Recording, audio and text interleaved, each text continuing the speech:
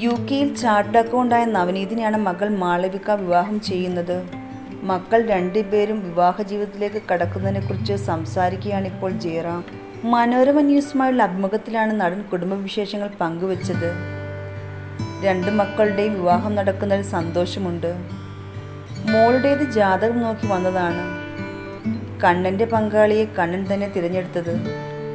ഇതൊക്കെയാണ് ഈ വർഷത്തെ സന്തോഷമെന്ന് ജയറാം വ്യക്തമാക്കി. സ്ത്രീധനത്തെക്കുറിച്ചുള്ള തൻ്റെ അഭിപ്രായം ജയറാം പങ്കുവച്ചു.